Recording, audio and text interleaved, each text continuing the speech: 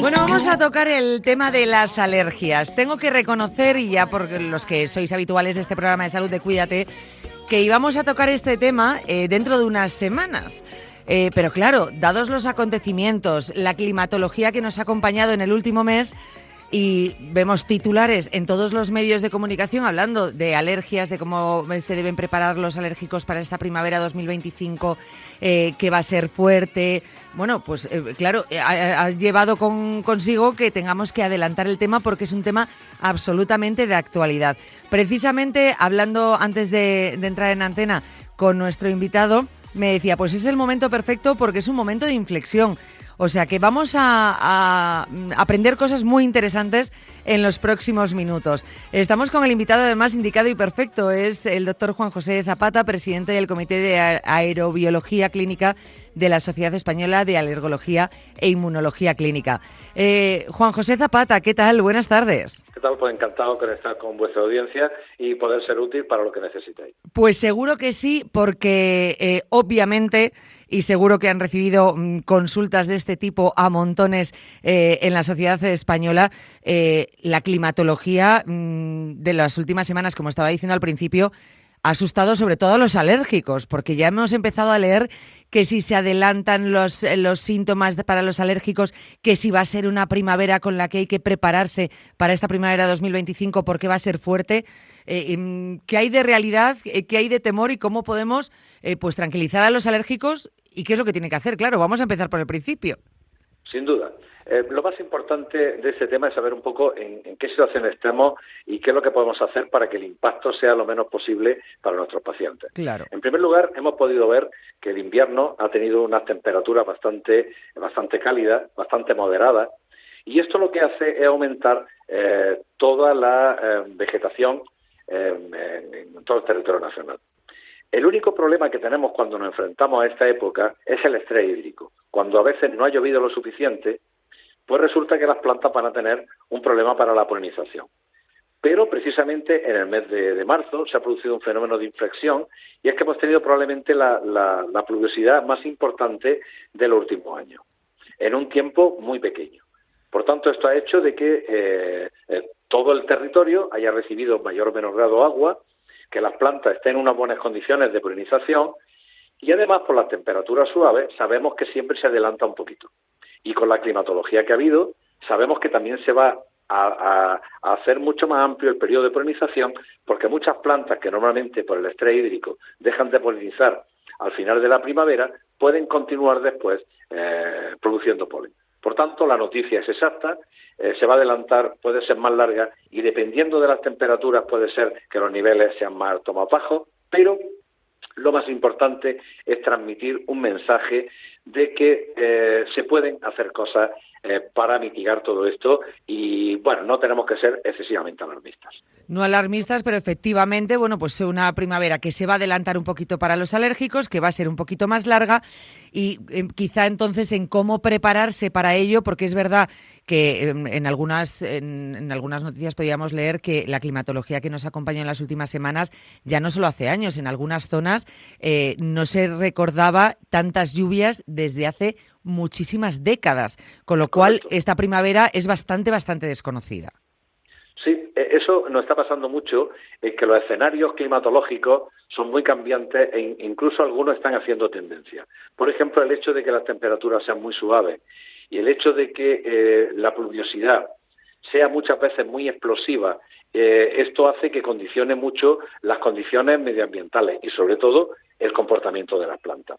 Como decíamos al principio, tenemos que empezar a ver qué podemos hacer con todo esto y por eso es importante que lo hablemos antes de que empiece la polinización, digamos, en todo su esplendor. Lo fundamental siempre es tener un buen diagnóstico. Quiere decir, un paciente que tiene un buen diagnóstico, que sabe qué planta o qué alergeno es el que le está haciendo daño, lo puede monitorizar, lo puede ir vigilando. ¿Y cómo?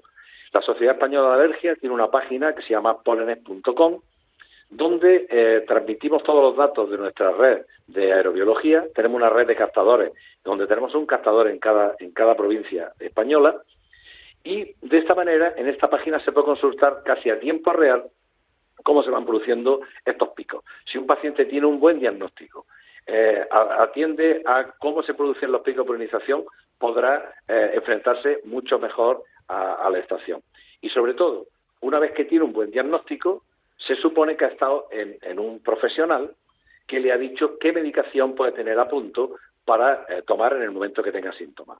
Si se la toma al principio y no dejamos que la enfermedad se consolide, se ponga más severa y después intentemos querer en un día paliar todo lo que ha pasado. No, el mensaje es, tengamos nuestra medicación a mano, hagámoslo en los primeros síntomas y de esta manera mitigamos mucho la enfermedad.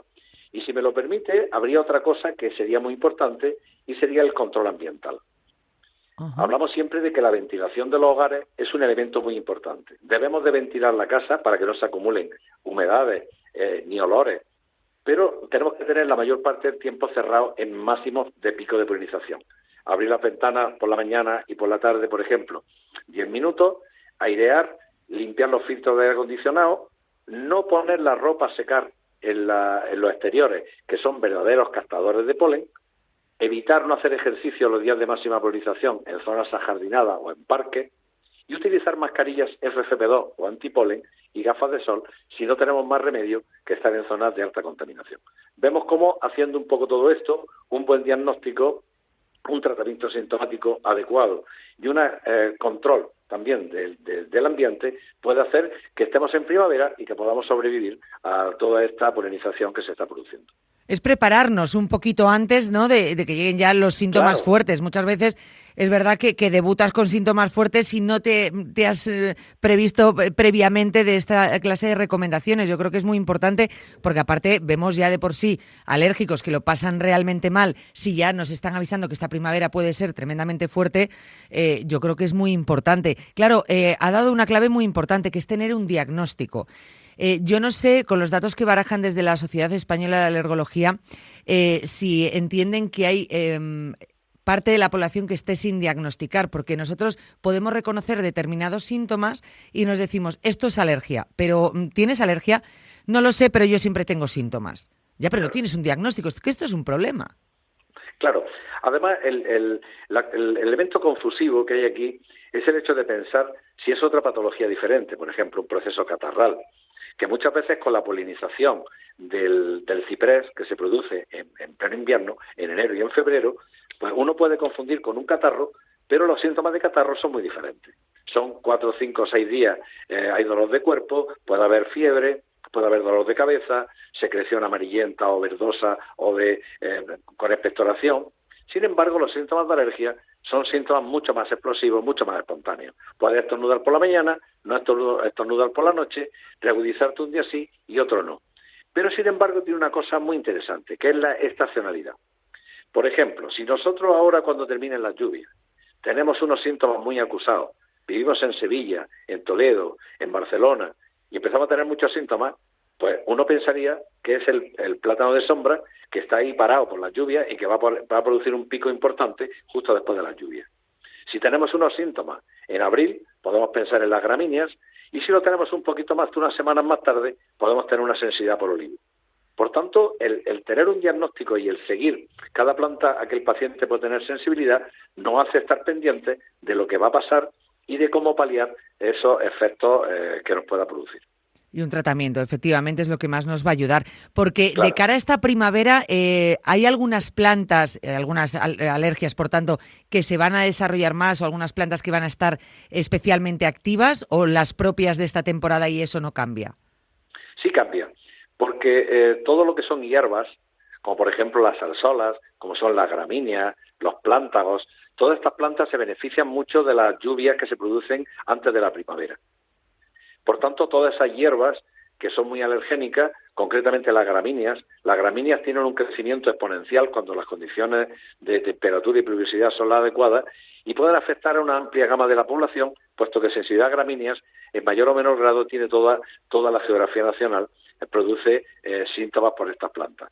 Por tanto, claro que la climatología es importante, claro que estas condiciones que no se repiten desde hace años pueden implicar una polinización un poquito más intensa y es preferible que carguemos un poquito las tintas, pero que esto nos pille con la tarea, con los deberes hechos y que podamos afrontar con la dignidad oportuna a esta primavera.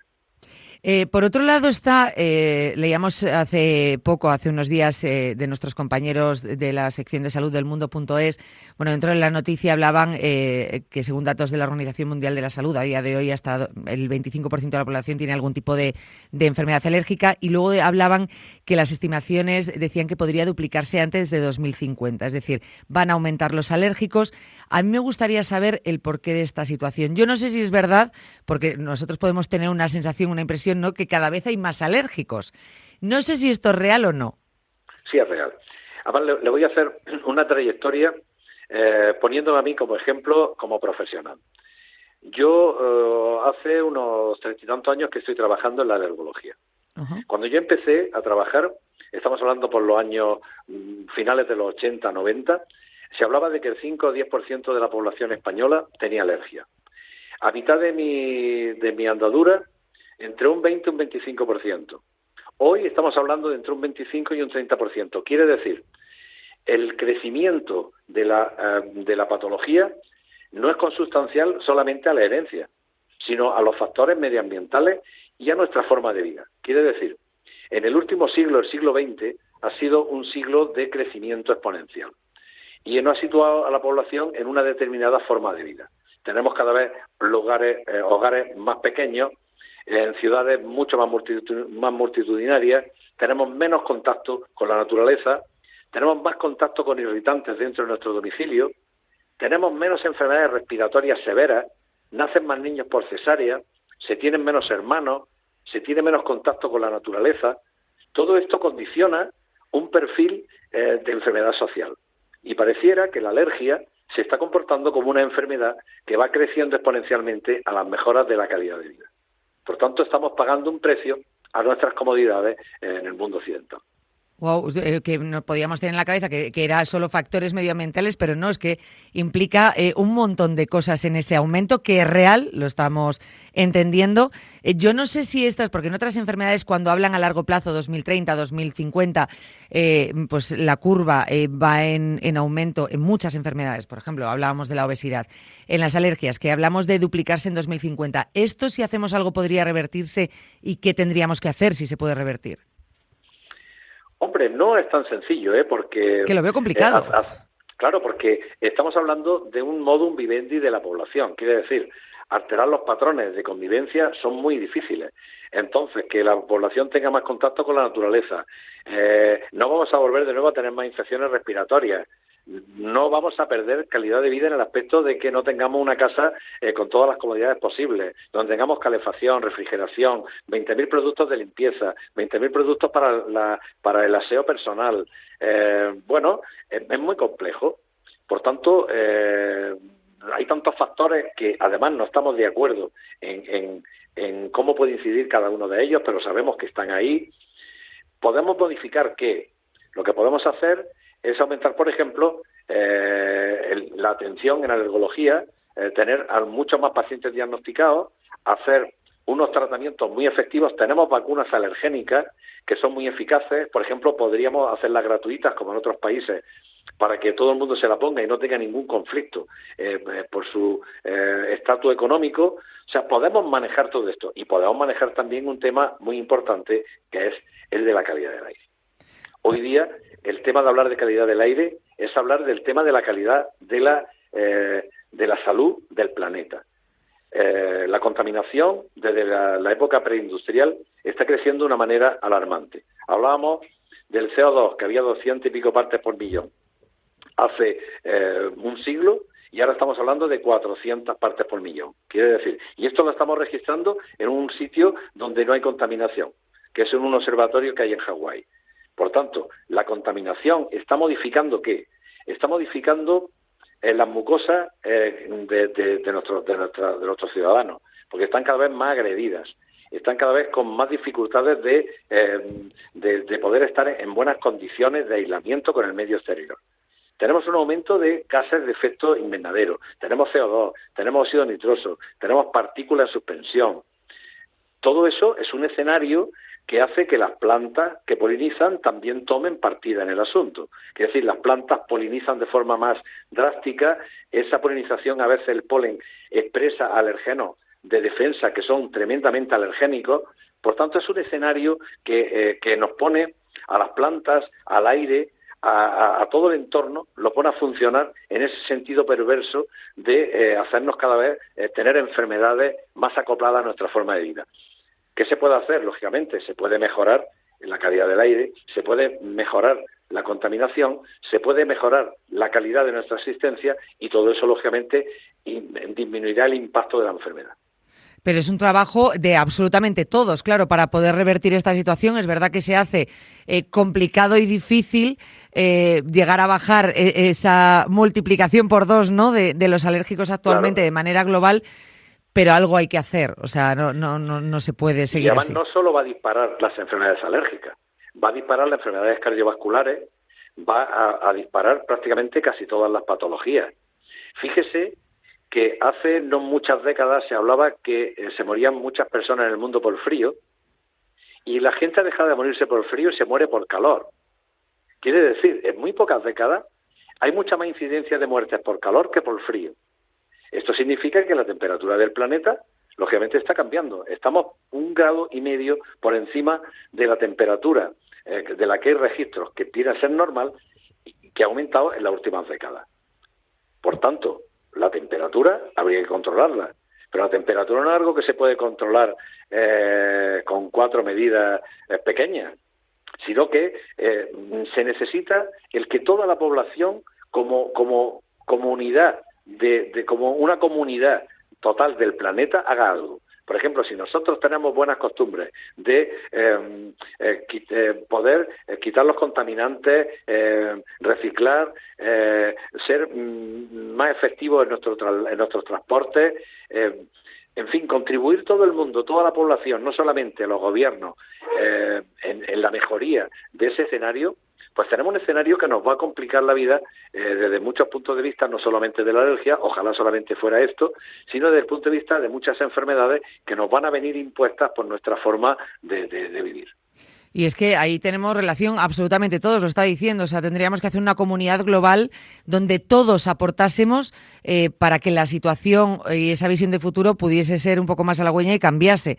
Es complicado, pero desde luego es algo que tenemos que plantearnos, que cada vez deberemos hablar más de estas cosas. ¿Qué es lo que podemos hacer desde nuestra casa, desde nuestro humilde aportar algo a la sociedad global? Repetimos, no es nuestra comunidad, no es nuestra ciudad o nuestro país, es que es un trabajo global de todos y es importante. Y claro, visto así es que está todo absolutamente relacionado. Correcto, fíjese que, por ejemplo, cuando yo era un adolescente o cuando yo empecé mi carrera, no se hablaba nada de ecología, ni de cambio climático, ni de reciclar, ni de incluso en mi provincia a veces no teníamos ni papelera. Quiere decir, claro, el escenario ha cambiado en unas décadas de una manera, irreconocible. Totalmente. Y además no hace tanto y ha sido un cambio muy brusco. Claro, y los necesitamos a ustedes porque ustedes llegan a todas las casas y llegan a todas las personas. Y es mucho más fácil llegar por la onda a cada domicilio y a cada persona para concienciar que si lo tenemos que hacer desde situaciones mucho más complejas. Pues es necesario que nosotros desde nuestro trabajo, lo que está diciendo, pues que seamos altavoz de esas necesidades urgentes, además de esos cambios y pequeños pasos que tenemos que ir dando. No entrar a valorar, como se entra a valorar ahora, el reciclaje, pues yo no reciclo, o reciclo 2 días, o no reciclo, o esto no me lo creo. El cambio climático, no podemos entrar a valorar eso, tenemos que hacer algo por el cambio. Claro, pero ¿sabe qué pasa? Que tanto las noticias en el buen sentido del cambio climático como en el mal sentido, o sea, los que son negacionistas, si son opiniones que se sacan de contexto, pierden su valor. Claro. Por tanto, lo que necesitamos es algunas plataformas que tengan una buena información, que haya unos buenos expertos, que nos coloquen de una forma razonable sobre el camino y no se den pequeñas noticias que parece que nos despistan. Por ejemplo, me decía una señora en la consulta el otro día, hombre, que me venga a decir ahora que las ventosidades de las vacas nos van a matar, pues la verdad, esto del cambio climático es un cachondeo. Vamos a ver. Es que claro, dicho así, pero es que es lo que hay. Claro, pero es lo que hay, o sea, el consumo de carne que tiene el planeta, la cantidad de derroche que tenemos en cuanto a medio, en cuanto a agua, en cuanto a todo esto, eso no se puede mantener durante todo el tiempo. Quiere decir, tenemos que empezar a tener factores de corrección que vayan haciendo un poco de coherencia. Dentro de poco vamos a ser 8.000 millones de personas, quiere decir, o 9.000. Quiere decir, o organizamos un poquito nuestra forma de vida o el planeta tiene unos recursos que no son ilimitados. Y todo eso tendremos que optimizarlo y tendremos que tener políticas que nos organicen y nos direccionen en el camino correcto. Es una obligación del Sapiens darse cuenta de qué situación es la que nos encontramos.